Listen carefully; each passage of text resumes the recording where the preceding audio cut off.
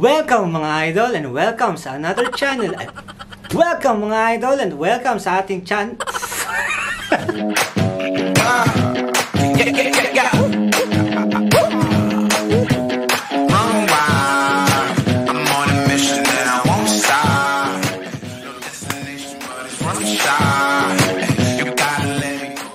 Welcome mga idol at welcome sa channel ng mga Lodi. Alright guys, we're here for another video of this reaction, and this is something special because we have this subscriber who requested for this video, and it's something different. It's not an OPM band anymore, it's a Japanese band, and what makes it more interesting is I don't know it. I don't actually fucking know it. That's why it's very interesting. I'm a fan of some bands, rock bands, alternative bands, girl bands, boy bands, even Westlife, those boy bands way back from the 90s. And this is something different that makes me more, more hype. And maybe you're wondering why I'm speaking in English. You're right, because our subscriber requested to put a subtitle on this video. Because there might be some foreigners who's gonna watch my video after this. But you know guys, what makes it more special is because I didn't watch any video of this band ever since I got his message. I searched some information on this band, and what those information makes me more hyped to react on this video. For this video, for me to give a genuine, honest and realistic reaction, hindi ako mag-a-adjust sa inyo. Maglalagay na ako ng subtitle. For you guys who cannot understand my mother tongue, Tagalog, I'm a Filipino and a proud Filipino. Just stay tuned and stand by when the subtitles down or below the screen. And ang subscriber pala natin na nag-request ito is si Mr. Christopher John Creation. Thank you for this idea, for bringing out this idea, which is something na hindi ko ini-expect. Marami tayong Japanese band na naging fan before. Sino makakalimot sa mga banda na naggawa ng mga theme song ng sikat na mga anime? Naruto, andyan ang Rocks by Hound Dog, Haruka Kanata ng Asian Kung Fu Generation, ang gumawa ng sikat na slam dunk at iconic theme song nila na ang Kimiga Sukitato Sakitit ng bandang Bad, at Flame of Recca ng Oyster, at nandiyan pa yung pinaka-latest na One Punch Man, ang Jump Project. So yung kung mapapansin nyo, yung mga OST ng Japanese anime, mostly sa kanila, bukod sa lively, catchy, maangas, may suntok, at yun yung mga banda na hindi natin namamalayan, Japanese or somewhere from international, na ibang-iba talaga yung dating sa atin. Isa sa mga reason kung ba't ako na-hype is yung influensya ng mga bandang to sa atin ever since ng mga bata pa tayo. And ang bandang i-feature natin ngayon is BABYMETAL.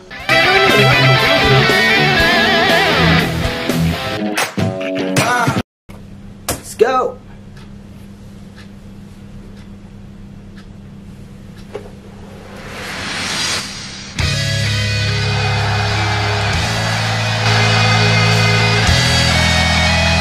Concert pala to.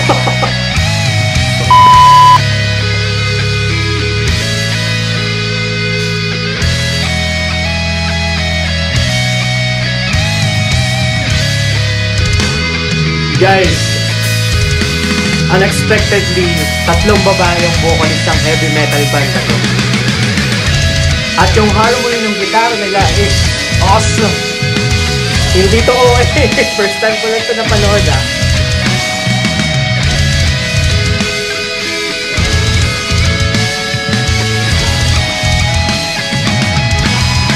Sick!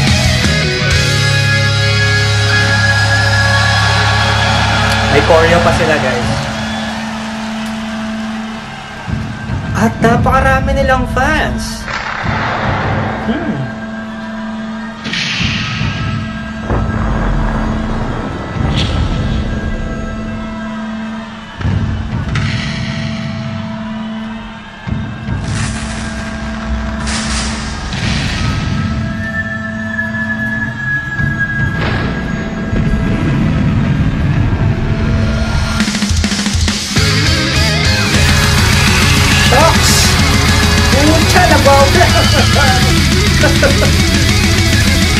Yeah, boy!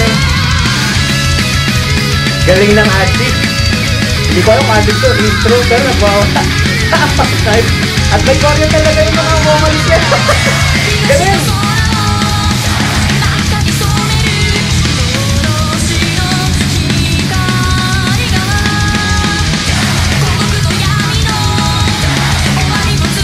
Bigat pa nung instruments nila.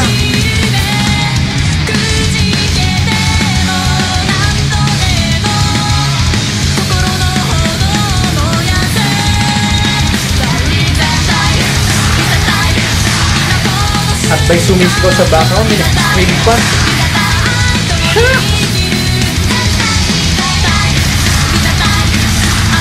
Man, double bed.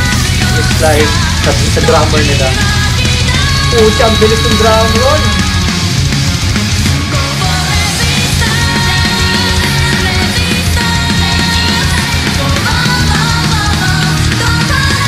Guys, ito po kasi parang kaposis na yung kumanta sa Magic Type Railway. Mamaya kakakantayin kayo.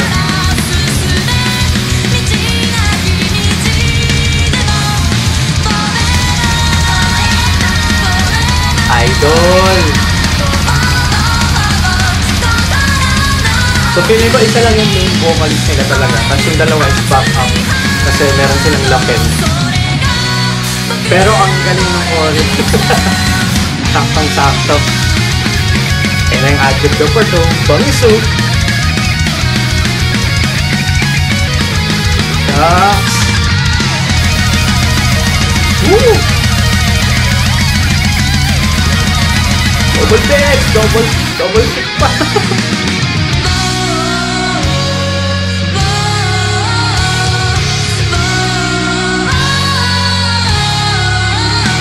Bongga ng setup nila.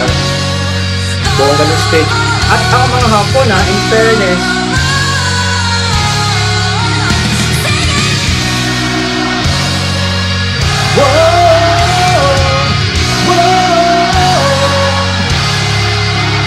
para silang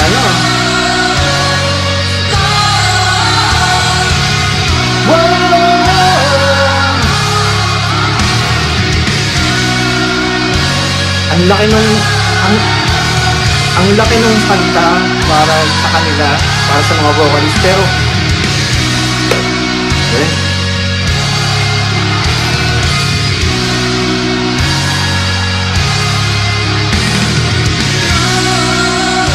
ang sarap manood ng live nito.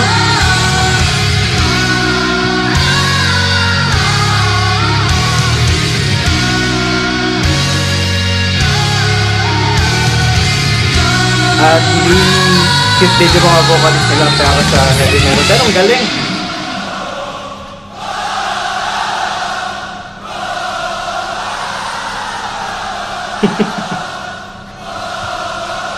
Ang laki ng stage, ang laki ng crowd, ang hype, ang energetic din. Sino hindi gaganang mag-perform ng ganito? Japan pa lang to.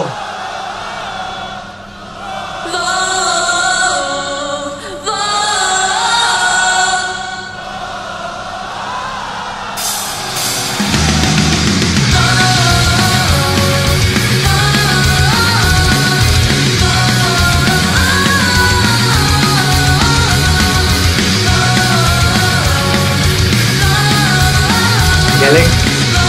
Puro wow lang yun haba lang pero lupit ang drums.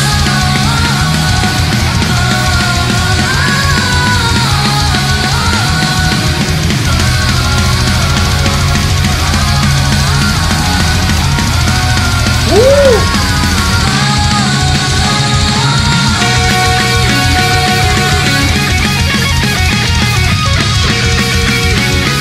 Alam ko, rin talaga sabay na sabay sa adject na part.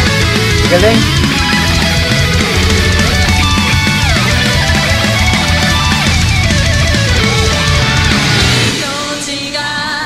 Galing din ang camera. Ang galing ng pagkaka-present ng video.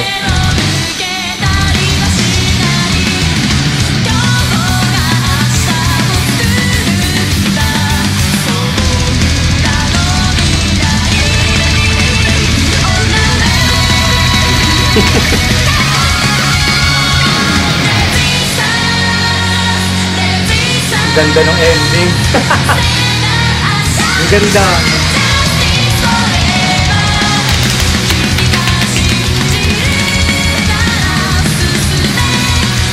Ang laki ng production. Ang liit lang ito. Forever. Shucks.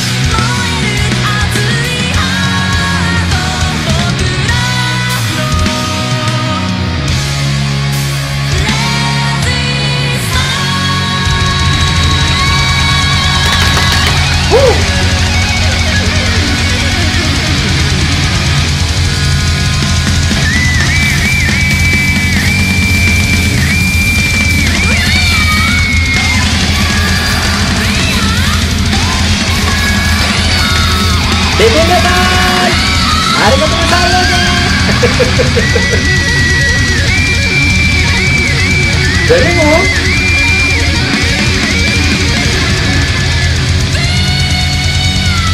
Taas din ang boses. Shucks!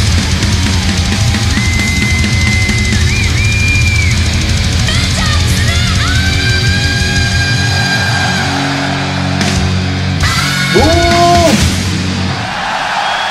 Woo! Galing!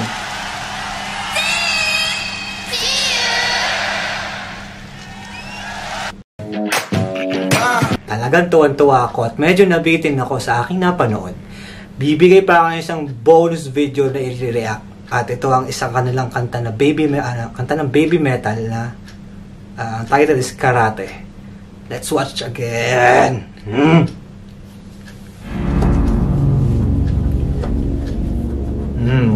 Ano to? Official video pala to, hindi to live. So feeling ko mas maganda yung effects, mas malinis at saka less yung adlibs. At as usual, ang bongga ng entrance nila.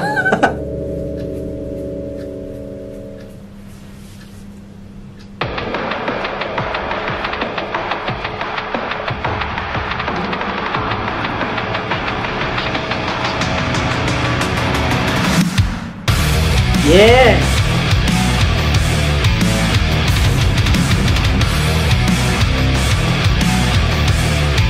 Mas mabigat to, guys. Mga idol, mas mabigat to.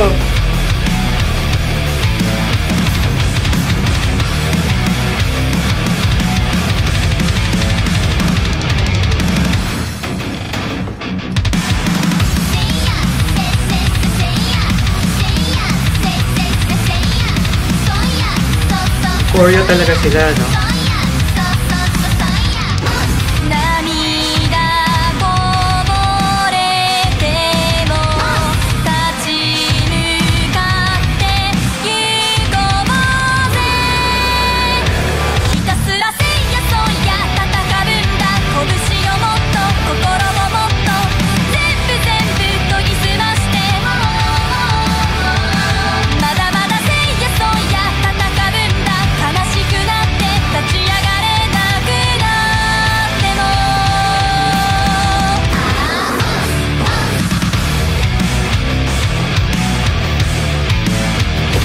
Lupit!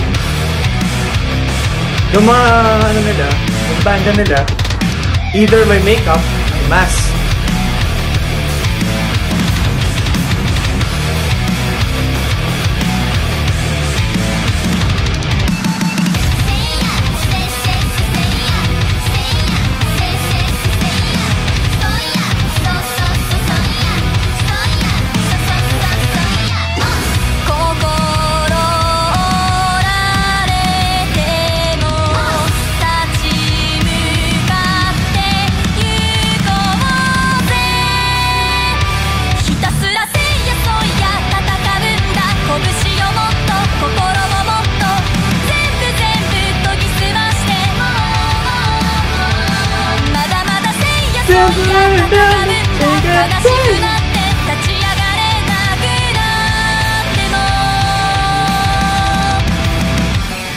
Wushu to wushu.